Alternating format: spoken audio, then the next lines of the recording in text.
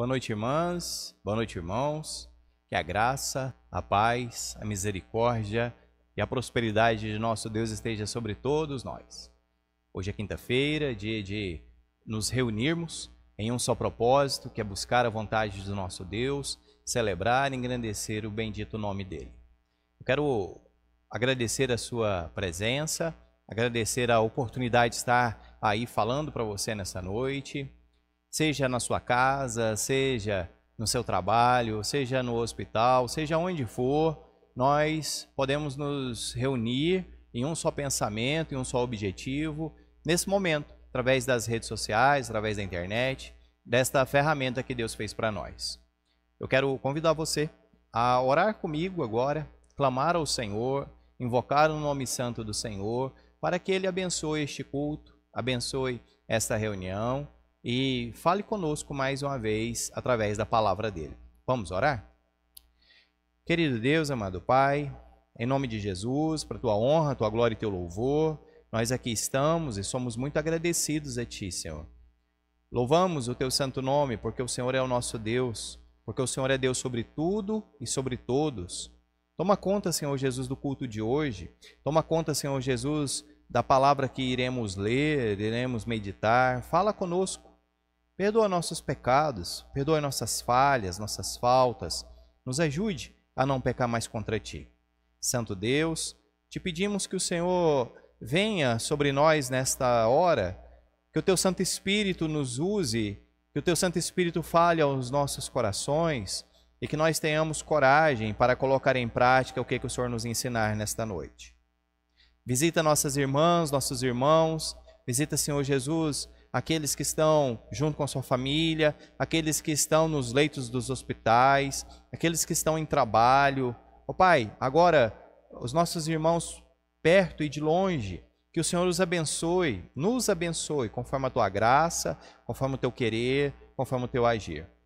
Pai amado, a Ti seja dado toda a honra, toda a glória, todo o louvor. Em Cristo Jesus nós oramos. Amém e amém. Graças a Deus. Bom, essa semana aqui em Catalão está aí repercutindo o que vai acontecer com a manutenção do decreto municipal ou a adaptação ao decreto estadual, né, em relação às medidas protetivas do Covid. Aguardem a questão se a gente vai poder se reunir ou não presencialmente. Eu comunico os irmãos através do nosso grupo de WhatsApp, tá bom? Prestem atenção lá, se você ainda não é inscrito, entre em contato comigo para que eu possa te inscrever nesse grupo também. Eu quero passar aqui para os irmãos, nós estamos em campanha de oração pela vida da nossa irmã Romilda e da sua família, né? Olha, os seus filhos, a Regina, o Renato, a irmã Cristiane, a irmã Lucília, e também pelo neto dela, o Luiz Henrique, que está com Covid. Que Deus possa trazer cura e possa proteger a todos nesse momento.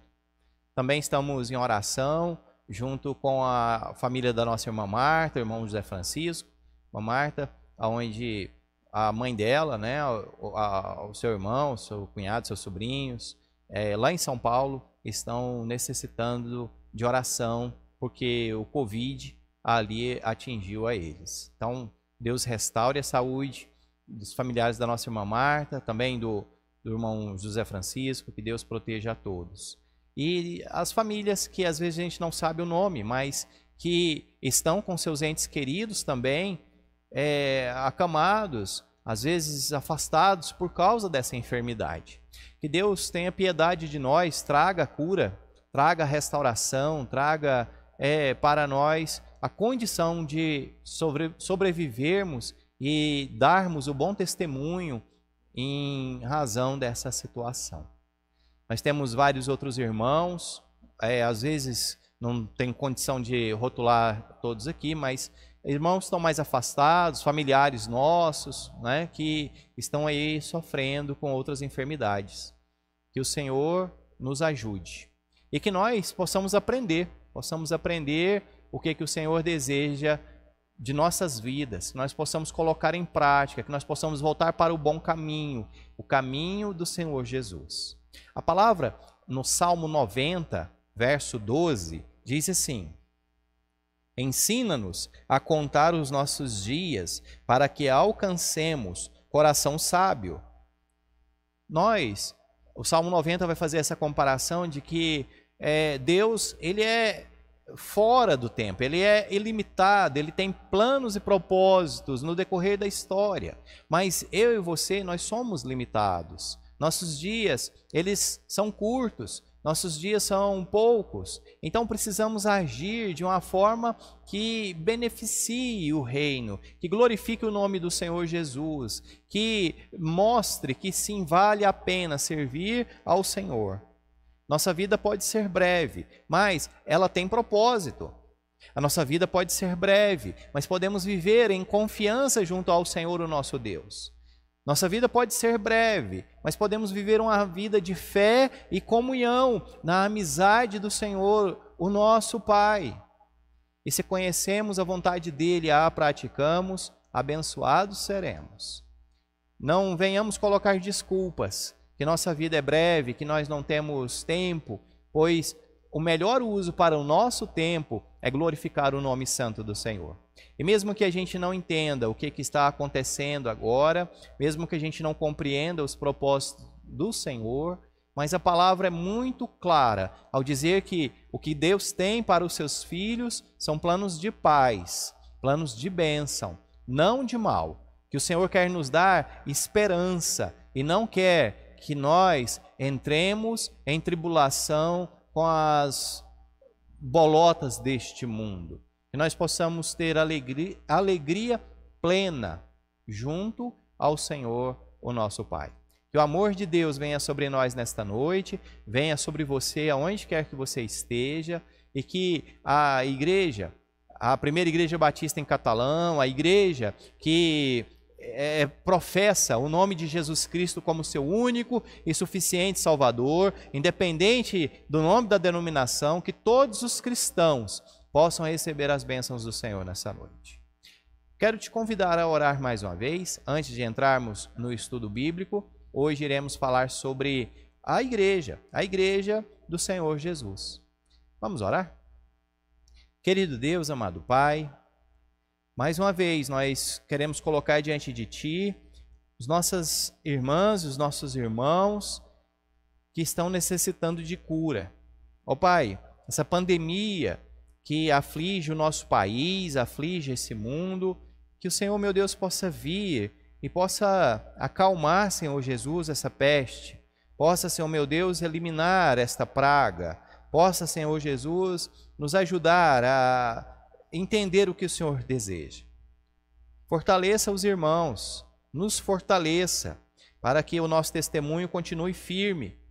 Ó Pai, cremos que é por pouco tempo que essa tribulação vai durar, mas que o Senhor tem muito a nos ensinar. Pai Santo, no Teu tempo, na Tua vontade, no Teu querer, que o Senhor, meu Deus, continue sendo glorificado.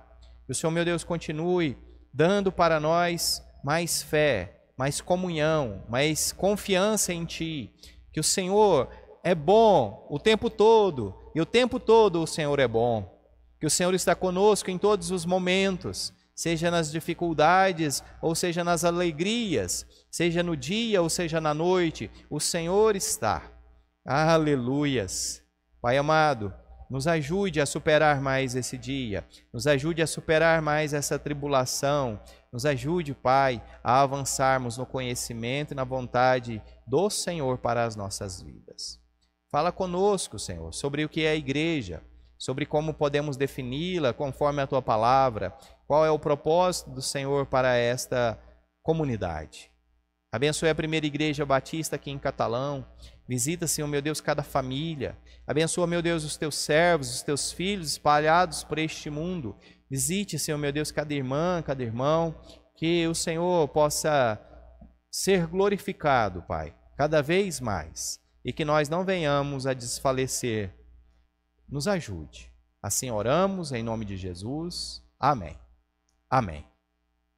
Estamos dentro desse estudo temático, né, sobre doutrina.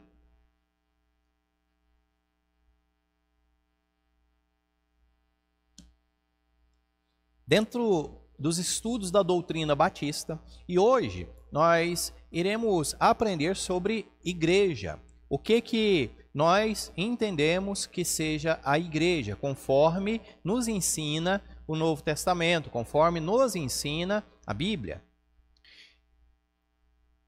Igreja, ela tem seu radical, seu nome, né, baseado numa palavra grega, que quer dizer eclesia, que mostra para a gente a junção de dois sentidos, né, de duas partículas de palavras, que no pé da letra quer dizer chamados para fora.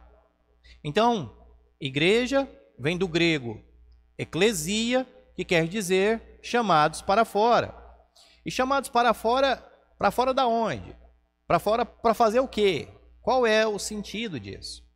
No contexto grego, a ideia era sair fora dos muros da cidade, aonde poderia se reunir ali os chefes de família, os líderes da comunidade.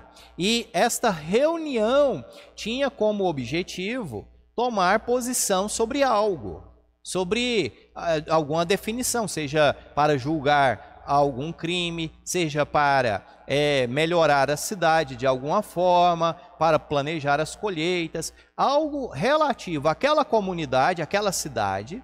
Então, se fazia a eclesia, a reunião entre os chefes de família, os principais da cidade, os líderes, e eles ali em conjunto definiam o que for melhor para o seu grupo.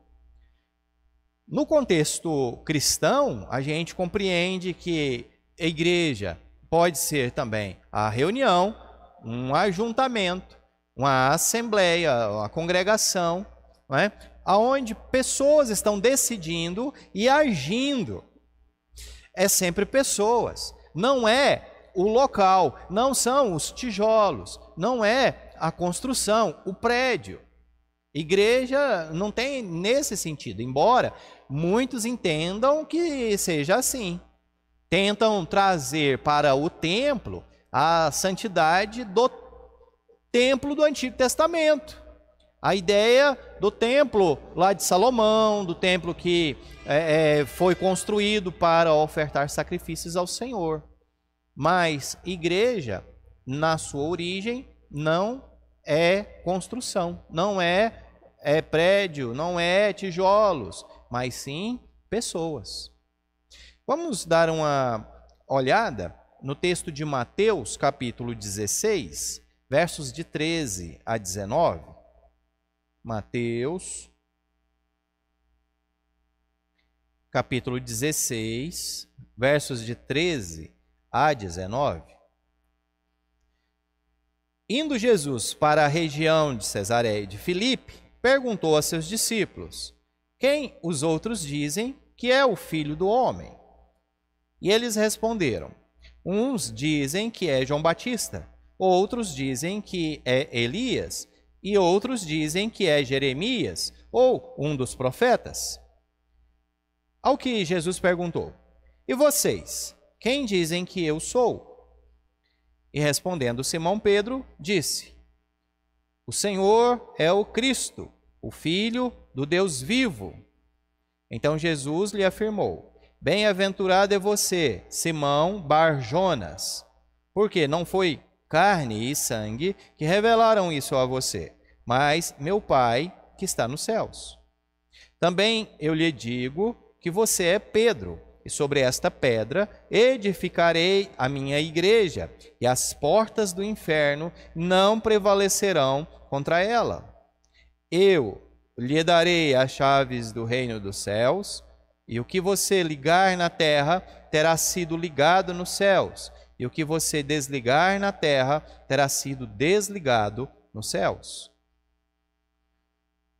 É bom a gente entender que igreja só existe a partir do Novo Testamento. A semelhança no Antigo Testamento, mais próximo à igreja, é o que chamamos de sinagoga, que surgiu ali na época do exílio, Então eles não tinham um templo para poder adorar, não tinham um local para poder ofertar sacrifícios, pois os inimigos haviam destruído. E eles se reuniam nas casas, nos grandes salões que eram permitido a eles terem este estudo. E ali então começa o processo de sinagogas. Mas no Novo Testamento a igreja é diferente. A igreja tem um sentido diferente, tem uma perspectiva diferente das sinagogas. Então a igreja ocorre no Novo Testamento. Aqui em Mateus capítulo 16, o texto que lemos, de 13 a 19, é o próprio Senhor Jesus quem diz sobre a formação desta igreja. O conceito católico romano atrela a Pedro a base da igreja.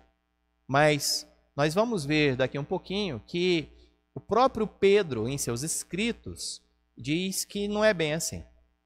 Quando o Senhor Jesus pergunta sobre a percepção de outras pessoas sobre eles mesmo, quem que os outros dizem que eu sou?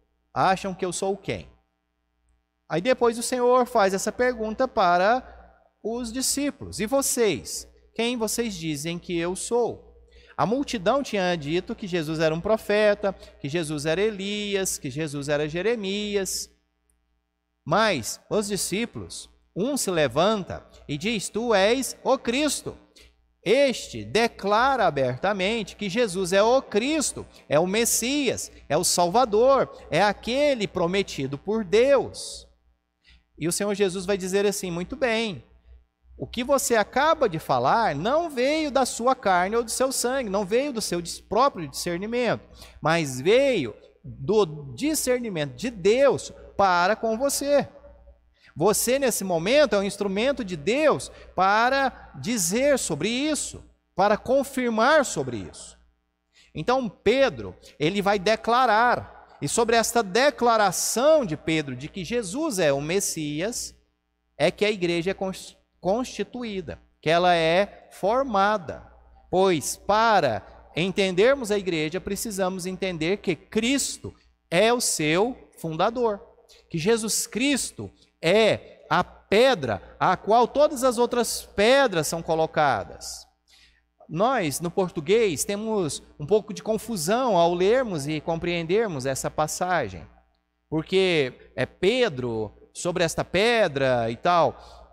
Quando o Senhor Jesus diz que a igreja é a pedra, que a declaração que Pedro fala, que Jesus é o Cristo, e sobre esta declaração, será a pedra fundamental, ele está dizendo que é uma grande pedra, uma pedra de alicerce, aonde os construtores cavavam o solo até encontrar uma grande rocha, ou uma rocha bem firme, capaz de sustentar o peso da casa, sem se abalar. Então, ele vai dizer que esta declaração é esta grande pedra. E quando ele olha para Pedro, no grego, esta palavra, ela dá-se um nome de pedrinhas, de pequenas pedras. Não são pedras para a fundação, são pedras para serem aglomeradas e construir, então, uma parede. É assim que a gente precisa compreender. O Senhor Jesus, ele é a pedra da fundação da igreja.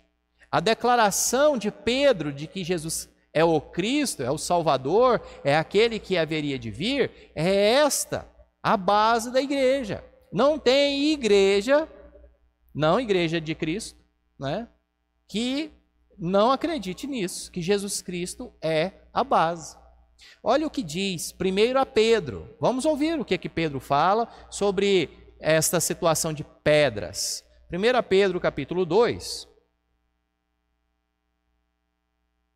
1 Pedro, capítulo 2, versos de 3 a 10. Você pode conferir na sua Bíblia, você pode conferir aí o texto na versão bíblica que você tiver, para confirmar o que estamos lendo. Nós estamos lendo aqui na Nova Almeida atualizada, de 2017.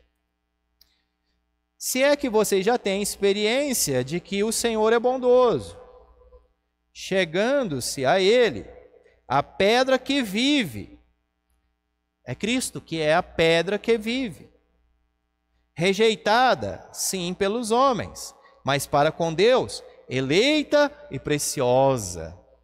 Também vocês, como pedras que vivem, são edificados casa espiritual para serem sacerdócio santo, a fim de oferecer sacrifícios espirituais agradáveis a Deus, por meio de Jesus Cristo. Novamente, aqui aparece a pedra que é Cristo, essa grande pedra que nós podemos construir sobre ela, e nós sendo pedrinhas, sendo tijolinhos, para fazer a parede. Verso 6. Pois isto está nas Escrituras: eis que ponho em Sião uma pedra angular, eleita e preciosa, a quem nela crer não será envergonhado. Esta pedra angular, Pedro aqui modifica, um pouco a ilustração e fala sobre uma pedra de ângulo de 90 graus, que era utilizado para fazer a divisão, das paredes. Então, uma pedra de 90 graus é que dava ali o caminho para uma parede para cá, outra parede para cá. E se essa pedra não tivesse 90 graus, fosse mais arredondada ou reta, não haveria então uma boa construção. Então, Cristo é a pedra que também dá o caminho para que as paredes sejam crescidas, sejam acrescentadas. Portanto, para vocês, os que creem, esta pedra é preciosa, mas para os descrentes, a pedra que os construtores rejeitaram, essa veio a ser a pedra angular. E pedra de tropeço e rocha de ofensa. São estes os que tropeçam na palavra, sendo desobedientes para o que também foram destinados.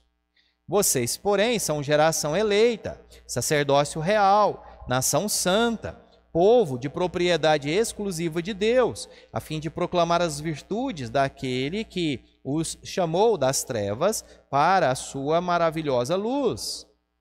Antes, vocês nem eram povo, mas agora são povo de Deus. Antes, não tinham alcançado misericórdia, mas agora alcançaram misericórdia. 1 Pedro, capítulo 2. Como o próprio Pedro, ele vai chamar Jesus da pedra fundamental, ele vai chamar da pedra da esquina, ou da pedra angular. Vai também chamar de pedra de tropeço, porque quem não crê em Cristo tropeça e cai, Mas aquele que crê pode fazer sua edificação sobre o Senhor. Então, Cristo é o fundador da igreja. Não é seres humanos, mas Cristo Jesus. Os seres humanos são agregados, são acrescentados.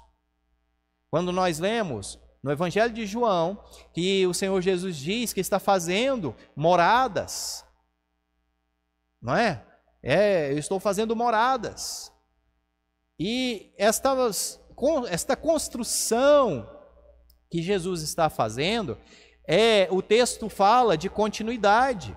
Não diz que está pronto. Muitos interpretam ali como o céu, mas o céu já está pronto. Mas é a igreja que está sendo construída. É a igreja que sempre cabe mais um. É a igreja que, no momento de hoje, mais ou menos 2000 anos depois que Cristo deu essa declaração, ela ainda está sendo construída, pois a salvação é para todo aquele que crê em Jesus, tanto para nós, quanto para os nossos filhos, quanto para aqueles que vierem a crer. A igreja, ela tem seu fundador como Jesus Cristo e tem as suas paredes, as suas partes, o seu corpo. Paulo vai falar isso, que Cristo é o cabeça da igreja e nós somos o corpo de Cristo. Nós somos os braços, as mãos, os pés. Nós somos aqueles que Cristo coordena, que Cristo manda e a gente obedece. E a igreja tem missão. A missão da igreja e a responsabilidade da igreja. O texto que lemos de Mateus, capítulo 16, fala que as portas do Hades não prevalecerão contra a igreja.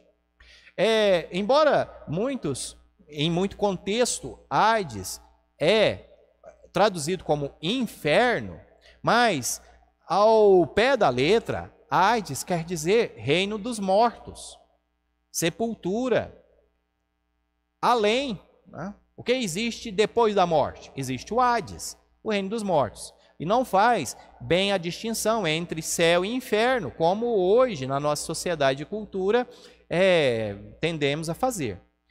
Então, quando o Senhor Jesus fala para Pedro que as portas do Hades não prevalecerão contra a igreja, ele está dizendo que as portas da morte não prevalecerão contra a igreja, porque a igreja é lugar de vida. É um contexto onde nós aprendemos a viver conforme a vontade de Cristo, conforme o desejo de Cristo. Nós vencemos em Cristo.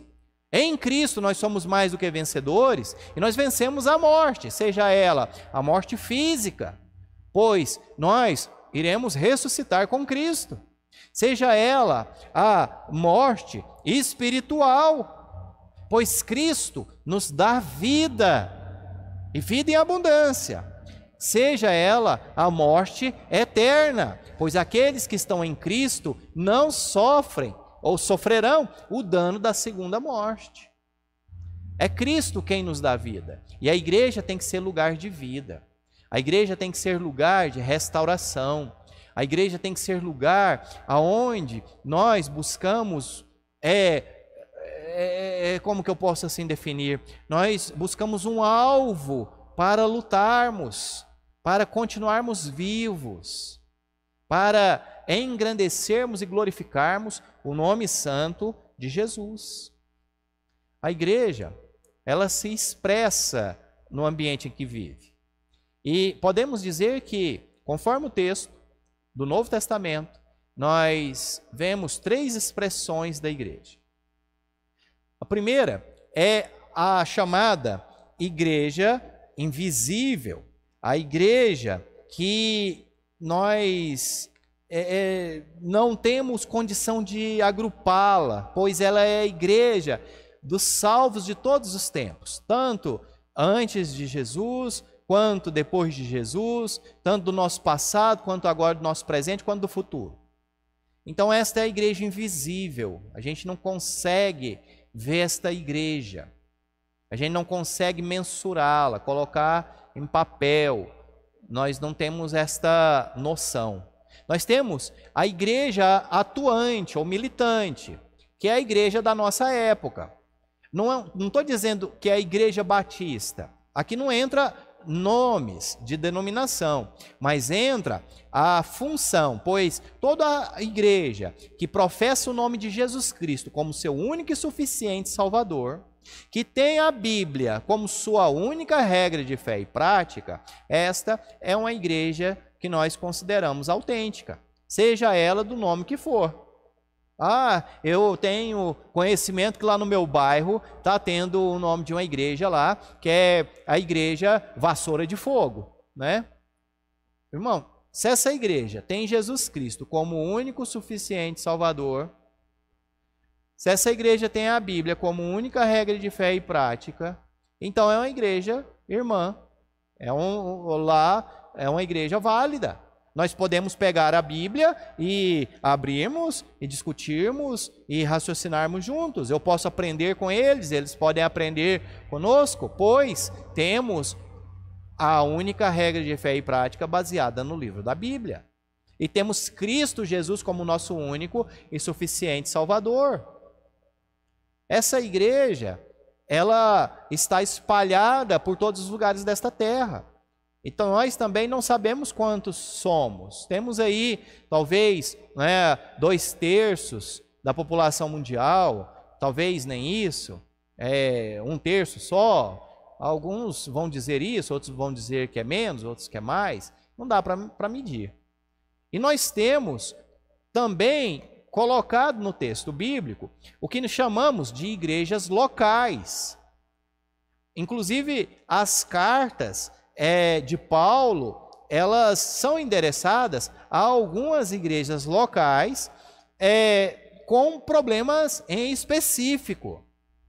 Então, quando nós observamos a carta de Paulo aos Coríntios, Paulo vai escrever pelo menos 2 vezes, alguns chegam a dizer que foram 4 cartas, não é? Mas nós temos 2 confirmadas, elas estão no Novo Testamento. Estas cartas estão resolvendo problemas tópicos ali. Quando nós temos carta de Paulo aos Filipenses, nós temos um outro problema sendo tratado.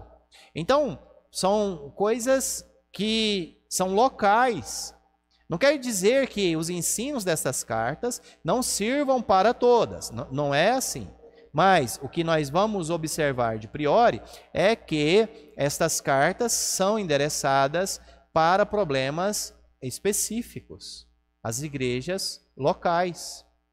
E é na igreja local, na congregação onde nós podemos nos reunir, que podemos perceber a necessidade um do outro, que podemos perceber como que eu posso ajudar e abençoar o outro, como que eu posso trocar o meu dom espiritual com o outro.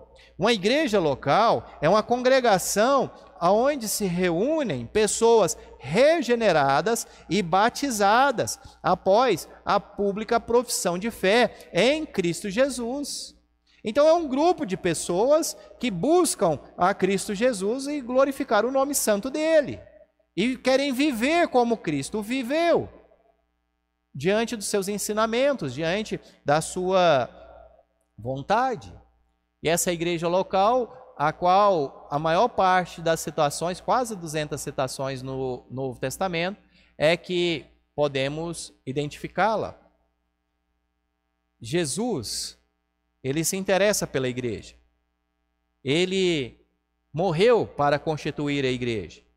Ele ressuscitou e hoje está à direita de Deus Pai, intercedendo pelos que são da igreja. Então é muito importante a gente compreender isso. Nós não fomos criados para vivermos sozinhos. Deus, ele é Pai, Filho e Espírito Santo. Deus não é solidão, Deus é comunhão. Então, nós também precisamos habitar em comunhão. Precisamos entender que somos uma grande família, a Igreja de Cristo Jesus. A igreja, ela surge mais diretamente, podemos ver os detalhes no livro de Atos. E observamos que a congregação vai se crescendo, vai crescendo em número, né? Primeiro nós temos 12, depois temos 120, depois temos 500, depois temos 2.000 acrescentados, depois temos mais 3.000, depois mais 5.000, depois não tem mais jeito de contar, pois já cresceu demais, a ponto de não poder ser contabilizada mais. Só que quanto mais a igreja cresce, mais problema aparece. Uma igreja pequena tem problemas pequenos, uma igreja grande tem problemas grandes. E não dá para a gente chegar e falar assim, a igreja tem que ser de 100 pessoas, no máximo. A igreja tem que ser de 15 pessoas, de 50 pessoas, de 500 pessoas. Não dá para a gente falar isso, pois é o próprio Espírito quem traz aqueles que hão de ser salvos. E há congregações maiores e outras congregações menores, conforme a vontade do Espírito. Então precisamos compreender que as necessidades vão surgindo. E o Espírito Santo de Deus está ali, sobre a igreja, capacitando a igreja, dando dons espirituais para a igreja, para que a igreja glorifique o nome de Jesus. Então surge a necessidade de termos trabalhadores dentro desta comunidade. E na Igreja Batista, nós definimos dois oficiais dentro do contexto bíblico. E estes oficiais, eles são definidos quanto à sua função. Embora na Bíblia nós temos alguns nomes, tá? Na Bíblia nós temos variação de nomes, mas com as mesmas funções. Nós temos a função dos que servem. E aí chamamos de diáconos. Os diáconos em sua raiz, né, ministros, aqueles que servem, são aqueles que vão fazer o trabalho físico, aqueles que vão levar, por exemplo, né, uma cesta básica na casa de um irmão que precisa, vão participar de uma campanha para construção, vão estar agindo com suas mãos, vão estar cuidando, servindo a ceia, participando da limpeza da igreja, da construção da mesma, da reunião, organizando. Então, esta parte física fica a critério dos diáconos. Observamos um texto bem interessante ali em Atos 6, na ordenação daqueles que vão servir as mesas. Então, eram pessoas que tinham condição de pegar os recursos financeiros e comprar aquilo que era necessário para a manutenção, né, a boa manutenção dos irmãos da igreja, dos órfãos, das viúvas, dos pobres, dos necessitados. Então este é o papel daqueles que servem. Os diáconos servem nesta área física, nesta área que envolve a ação, a força. Nós temos as orientações bíblicas para a escolha dos diáconos em 1 Timóteo capítulo 3. Nós temos Paulo dizendo a Timóteo como que o diácono deve de ser.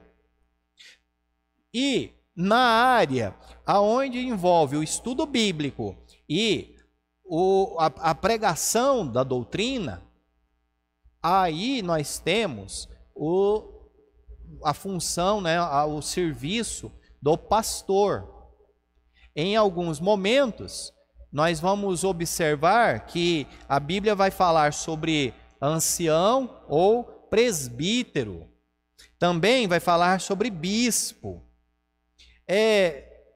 O bispo, o ancião, o presbítero, são sinônimos desta função que mexe com o espiritual, que mexe com a questão da doutrina e da boa convivência entre a vontade de Deus para com a vontade do povo.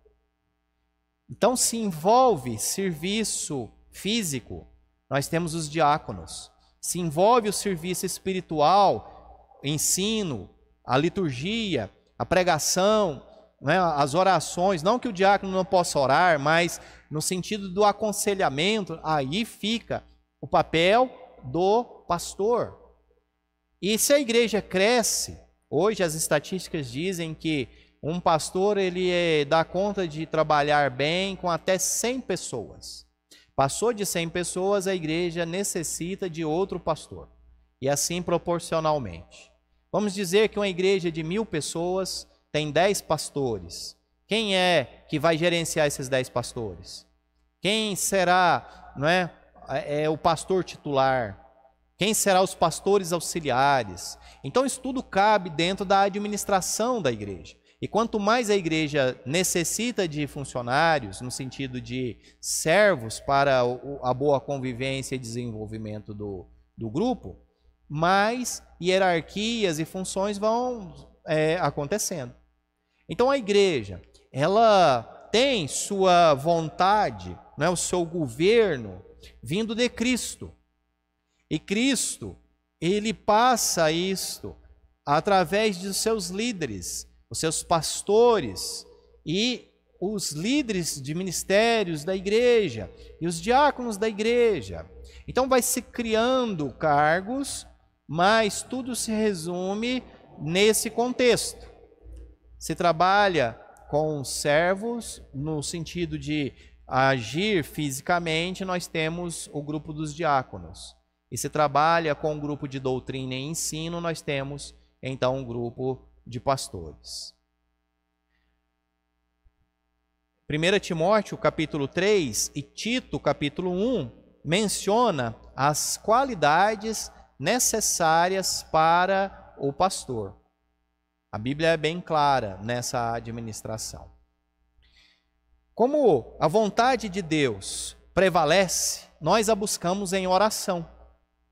E a Igreja Batista tem o seu sistema de governo baseado na democracia da congregação local, o que chamamos de democrático congregacional.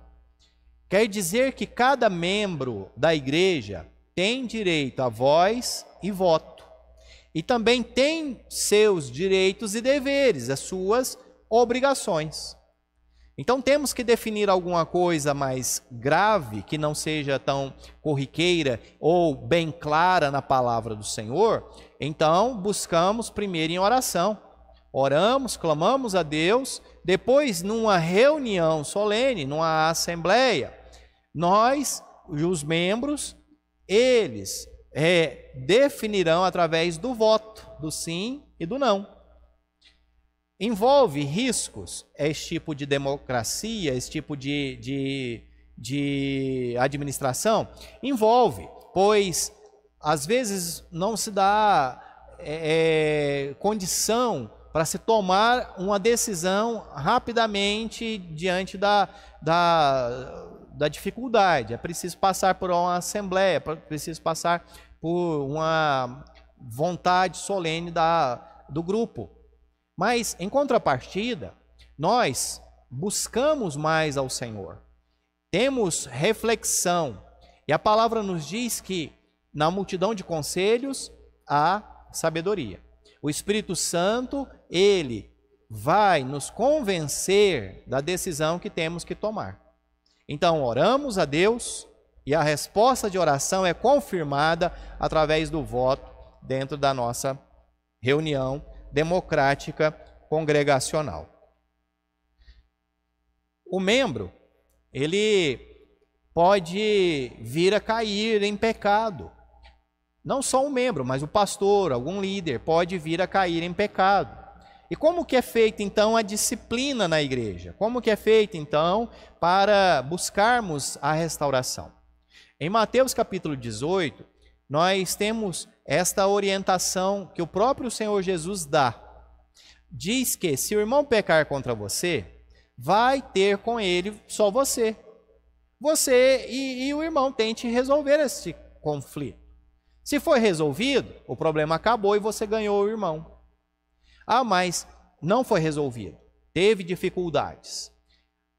Jesus diz, arrume 2 ou 3 testemunhas. Então, é chamado a liderança da igreja, é chamado ali o grupo de mais sábios, não é? Aqueles que têm mais condição de administrar a restauração. Então, junta-se mais 2 ou 3 pessoas, ou se faz uma pequena comissão e vai ter com esse irmão. Houve restauração, o assunto morreu e ganhamos o irmão. Terceiro, se não tem condição de haver ali a restauração, se não tem condição, se essa pessoa continua vivendo em desconformidade à vontade de Cristo, vivendo, trazendo escândalo para a igreja, trazendo mau testemunho, então é trazido para a igreja. Aí só, então, depois da terceira tentativa de reconciliação, é que a igreja vai poder perceber isso, vai poder votar através, né, da nossa sessão, se vamos excluir essa pessoa ou não. E se a excluirmos do rol de membro, ela deverá ser tratada como gentia e publicana. E o que quer dizer ser tratado como gentil e publicano? Como uma pessoa que precisa conhecer a Cristo e ser salva por Cristo. Não é que nós vamos dizer se ela é salva ou se ela não é salva, não é isso. Mas que a igreja tem que agir com ela como agiria com qualquer outra pessoa, sendo porta aberta para que a pessoa entre, conheça a palavra e entregue a sua vida ao Senhor Jesus. Houve a restauração, essa pessoa então é incluída novamente no seio da igreja e protegida através do nosso cuidado e das orações que são feitas em favor dela, para que o inimigo não entre novamente e tenha vez sobre esta situação. Precisamos compreender que a pessoa precisa se arrepender, a pessoa precisa passar isto para Cristo, pois é Cristo quem vai converter o coração de todos nós.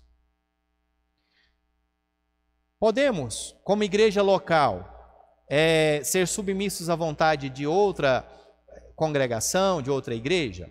Por exemplo, será que nós temos uma convenção que manda e desmanda da igreja local? O que acontece? A igreja batista, ela preza muito pela comunidade local, mas não quer dizer que nós somos isolados. Nós somos unidos através das convenções, do grupo de união de igrejas, seja eles as associações, seja eles dentro da própria cidade, dentro do próprio estado, dentro do próprio país. E estas convenções, estas juntas, estas associações, elas trabalham para o bem do reino e o bem comum das igrejas. Então, nós somos autônomos na igreja local e podemos receber conselhos dessas juntas, dessas convenções, dessas associações. Conselhos não quer dizer ordens, mas conselhos. E se esses conselhos forem certos, forem corretos, deverão ser adotados, né? Poderão e deverão ser adotados. Nós trabalhamos para a comunidade local, mas o nosso foco também é até os confins do mundo. Por isso que, com estas associações, juntas e convenções, nós também incentivamos o trabalho missionário. E hoje a Igreja Batista está em mais de 150 países, o trabalho batista missionário. Nós temos a liberdade de consciência para definirmos a nossa fé e damos também a liberdade de consciência aos outros, baseado no que Cristo nos dá. Pois Cristo Jesus nos criou livres e nossa liberdade de consciência, ela trará para nós também responsabilidades, consequências. Então, respeitamos. Se outra pessoa quer crer diferentemente de nós, que assim seja. Mas que cada um, seja a gente ou seja o outro, entenda que haverá responsabilidades para aquilo que pensamos, para aquilo que fazemos, para aquilo que cremos. Diante do trabalho missionário, nós enviamos ofertas voluntárias. Nós abençoamos com aquilo que o Senhor também tem nos abençoado.